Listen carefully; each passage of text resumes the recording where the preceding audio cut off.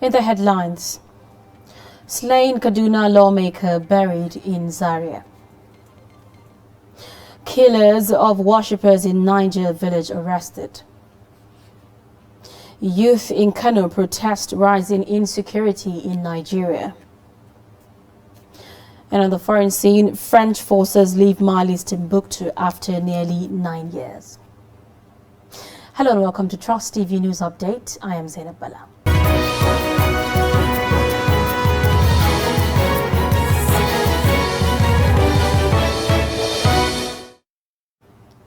Welcome to the program. Now, remains of the member Kaduna State House of Assembly Rilwanu Gadago killed by bandits has been buried at Dambo Cemetery in Zaria local government area of Kaduna State. The Speaker of the House of Assembly Yusuf Zailani's media aide Ibrahim Umfulani confirmed that the remains of late Gadago discovered in a morgue on Wednesday is among the victims the bandits kidnapped along the Kaduna-Zaria road on Monday night. The former vice chairman in Giwa local government won election into the State House of Assembly in 2019. Until his death, he represented Giwa West constituency in the Assembly and is the chairman of House Committee on Local Government and Chieftaincy Affairs.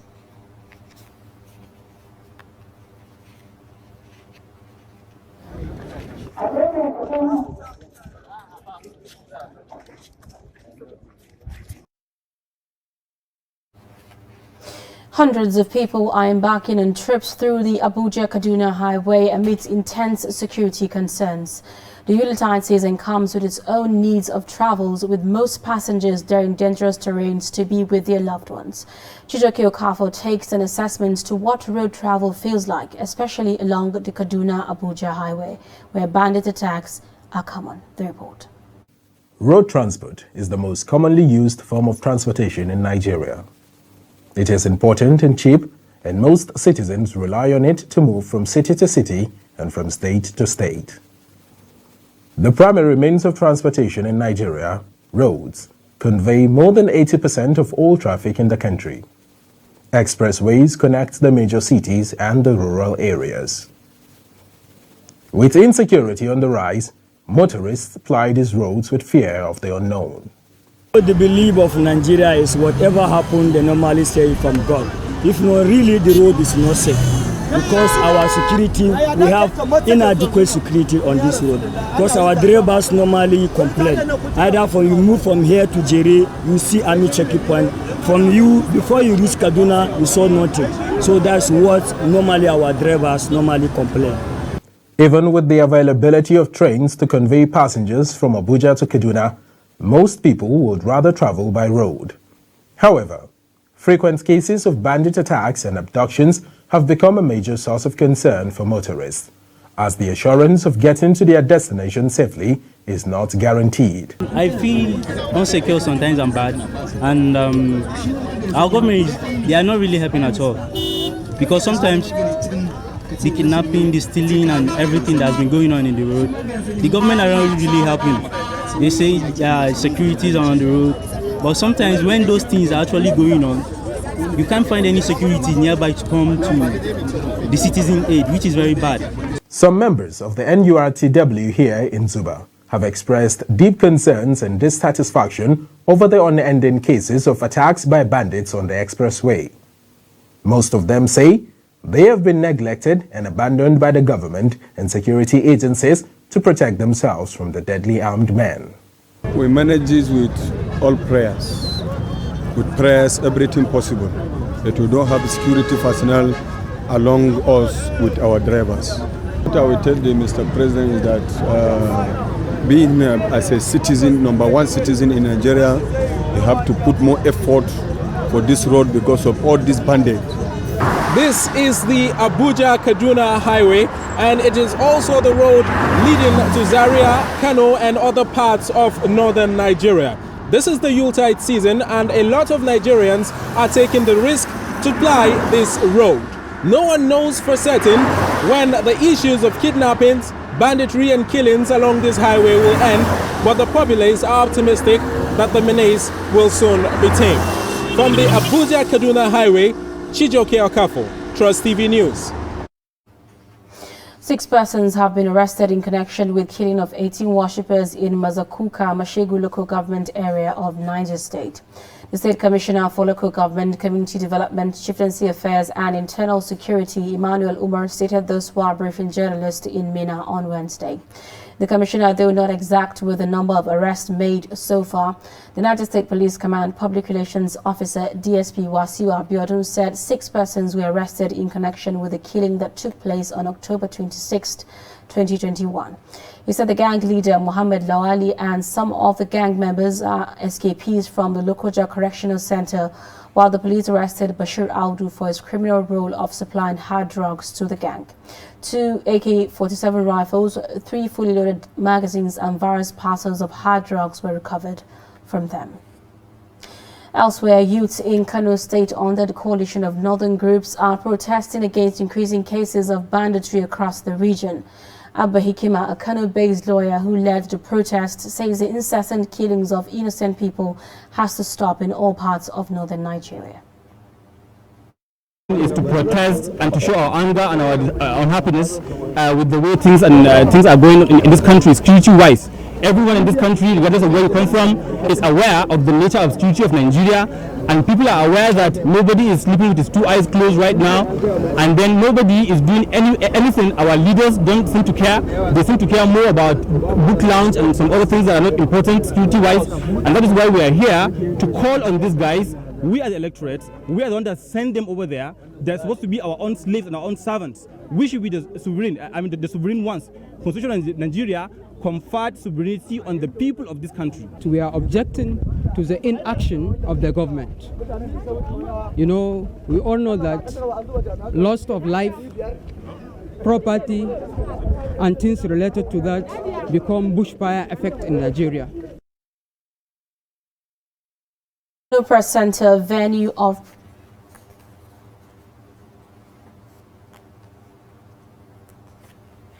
Kano Press Center venue of protest is later taken over by security operatives who reports say later detained Abba Hikima.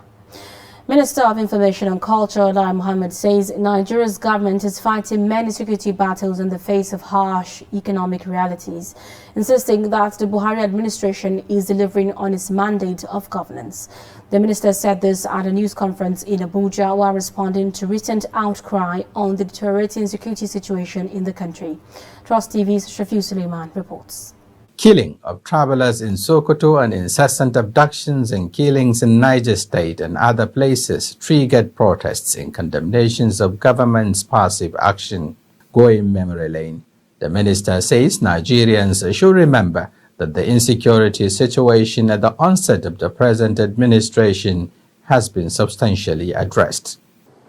With the way the insurgents were going before this administration came into office, with the control of a vast swath of land the size of Belgium, with their free-wheeling attacks in almost a dozen states, including the Federal Capital Territory, which was hit at least 5 times.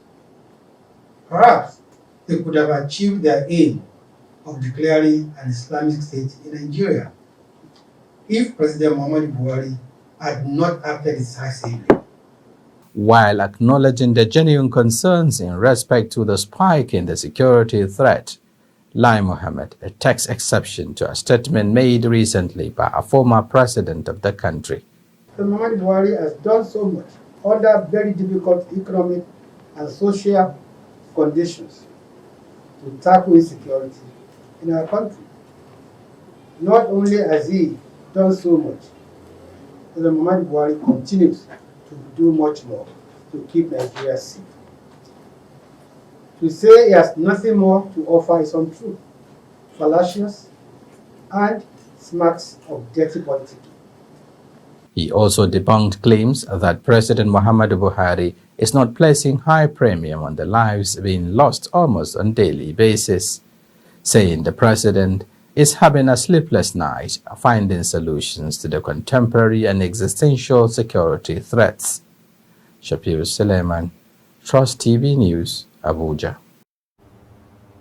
You're watching Trust TV News Update. Coming up, How tomatoes become scarce commodity in Gombe. Details of this story and more after the break. Stay with us.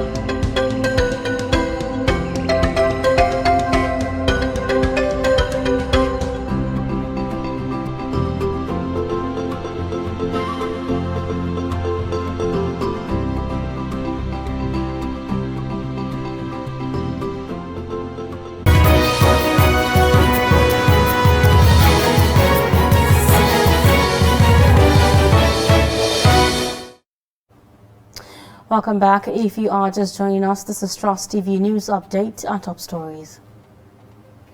Remains of the member Kaduna State House of Assembly Rilwanu Gadago killed by bandits has been laid to rest at Dumbo Cemetery in Zaria local government area of Kaduna State. 6 persons have been arrested in connection with killing of 18 worshippers in Mazakuka, Mashegu local government area of Niger State. Now, women have called on the government and members of the private sector to rise to the occasion of providing access to credit facilities for Nigerian women to compete in the business and commerce industry. Speaking on the sidelines of a town hall meeting to sensitize women on the African Continental Free Trade Area implementation in Abuja, they decried the stringent processes of accessing credit facilities by Nigerian women who intend to expand their businesses. They, however, called for a review of the process as well as enabling laws to ensure proper implementation.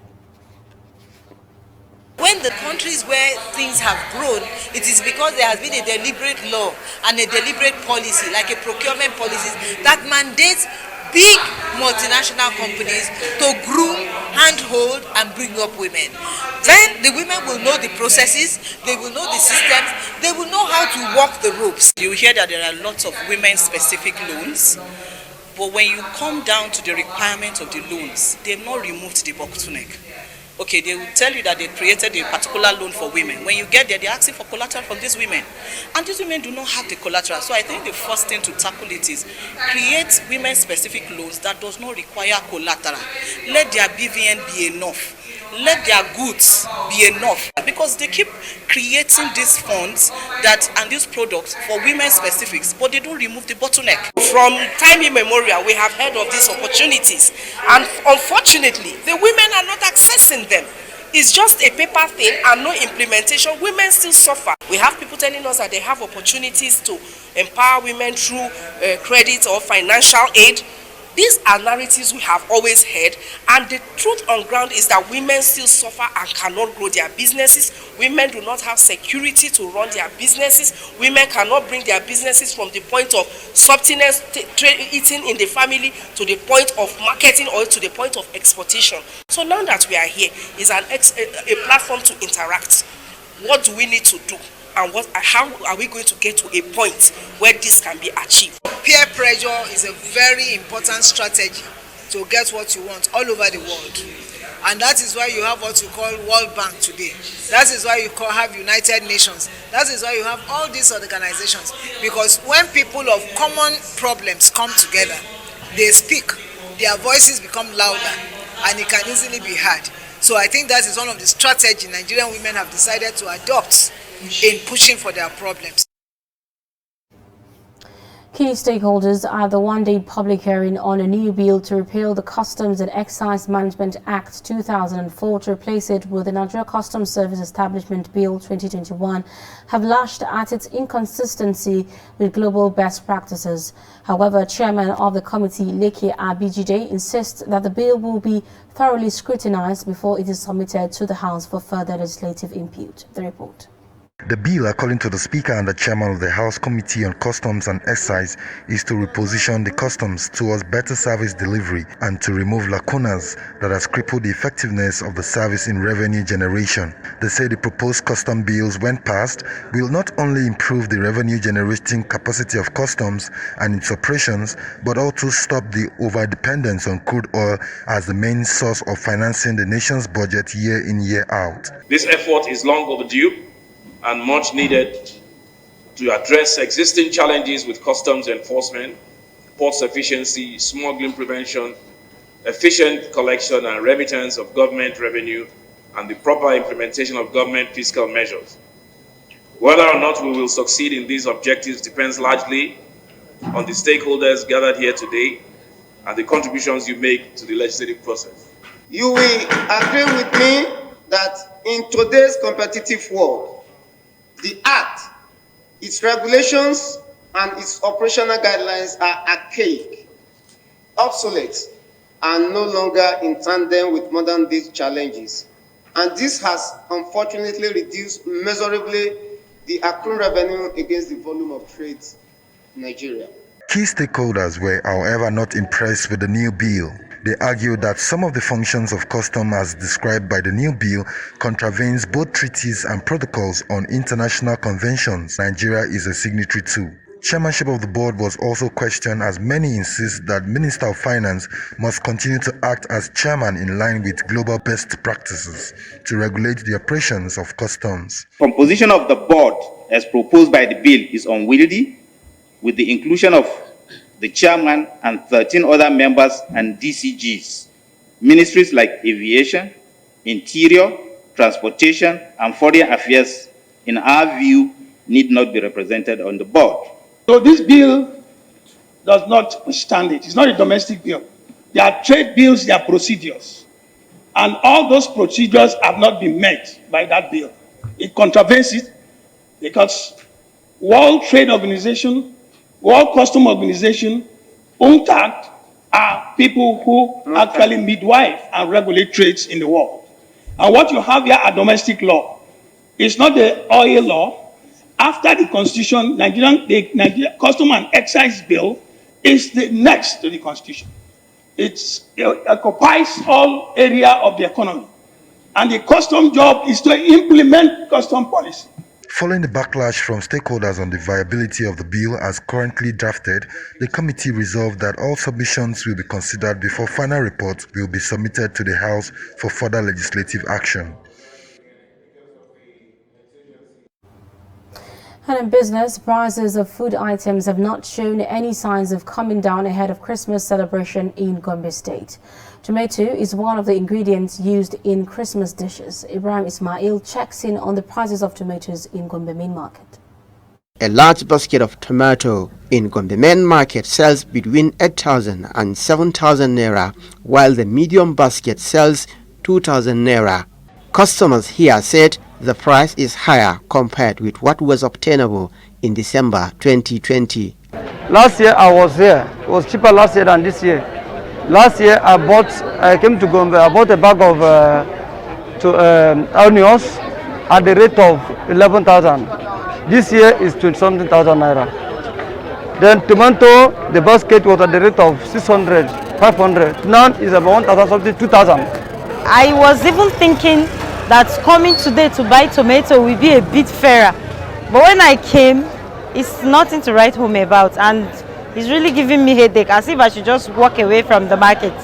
But if I should not buy now and go, by the time I come back next week, it will be so terrible that you could imagine this one is 2,000. Maybe by next week it will be 4,000.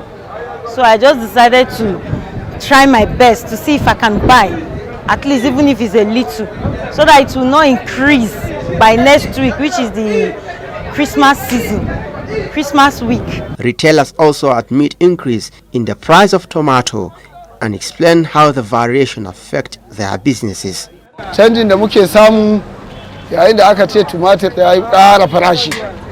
To dole muke samu dan nauyin ciniki. Whenever there is hike in price of tomato, we experience low sales, and if the price subsides, we receive more customers. To nan za mu dinga ganin kwastomomi. Amma yanzu tsadan kayan ya sa customers sun yi low, sun yi kasa. Now, because of the price increase, there is low sales. We don't increase price because of Christmas or Salah festivities, and we are not holding. Gombe State is among the major producers of tomato in Nigeria. From Gombe, Ibrahim Ismail, Trust TV. National Bureau of Statistics says the annual inflation rate dropped for the 7th consecutive month to 15.4% in November from 15.99% in October. The NBS stated this in its Consumer Price Index report for November 2021. The report, which represents a 2.77 percentage point decline since March when the inflation rate peaked at 18.17%, measures inflation increased by 15.40% year-on-year in November 2021. The urban inflation rate increased by 15.92% in November 2021 from 15.47% recorded in November 2020, while the rural inflation rate increased by 14.89% in November 2021 from 14 to 33% in November 2020. Speaker of ECOWAS Parliament, Sidi Tunis, says he is confident that the Parliament will record greater achievements in 2022 considering various policies put in place to realize its mandate. Tunis made this known in Abuja during the closing of the 2021 second ordinary session of the ECOWAS Parliament. Tunis said that the outcome from this session, which includes the adoption of the 2022 draft budget of ECOWAS institutions, is a good pedestal for the implementation of regional programs and policies. It is with immense gratitude to the Almighty that we today witness the end of the 2021 second ordinary session. There is no doubt that the session was highly engaging and rewarding. Principally, we assembled to consider the consolidated community budget. It is gratifying to note that we achieved that task successfully. As you may recall, the budget was presented by the AFC chairman and supported by the ECOWAS Commissioner for Finance.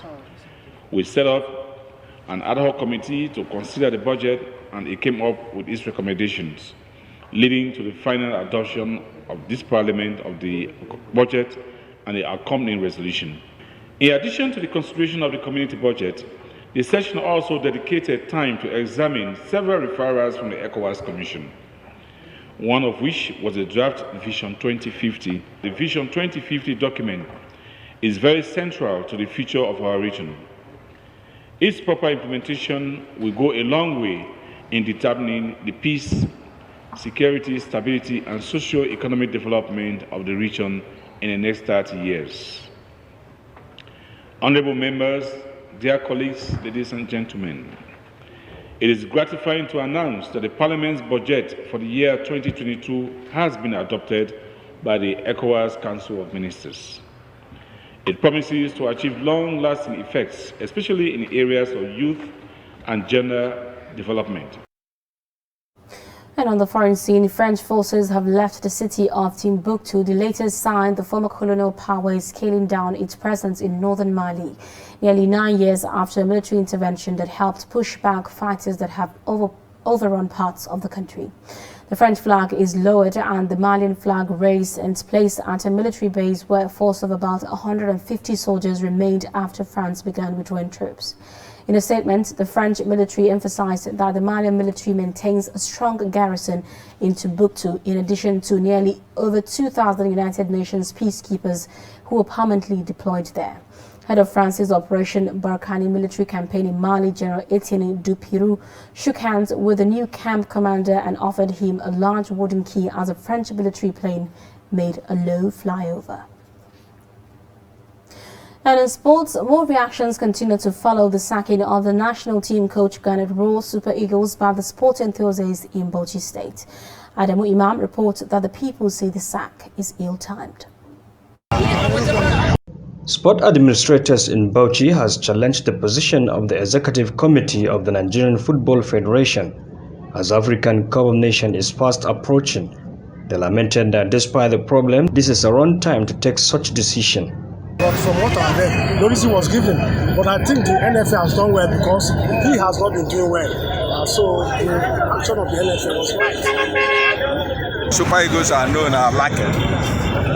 It's not there. So their ball is very boring these days. So I think that, to my own personal opinion, I think that is just, if you ask me, I think that decision is right. They also maintain that a Gavon as an interim coach can be a better choice or the other way around, noting that Nigerian football is unpredictable. It's supposed to be sacked, and then that person has to take place all over the world. That's how it is. So I wish you go for good luck. Okay, do you think Ghana is not performing well? That is why they took this decision? He has tried his own possible best, but his best cannot be best. The best way is to take him out and bring someone in. But on the other hand, I think the sacking is ill-timed.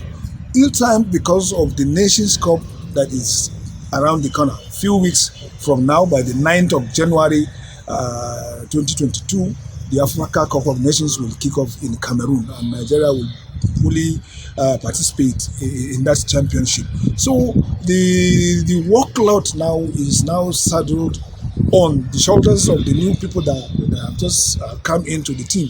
Most of them are not even aware of what Ghana has already put in place.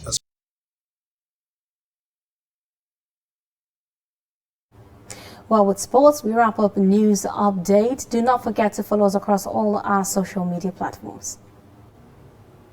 I'm Zainab Bala. Thank you for watching.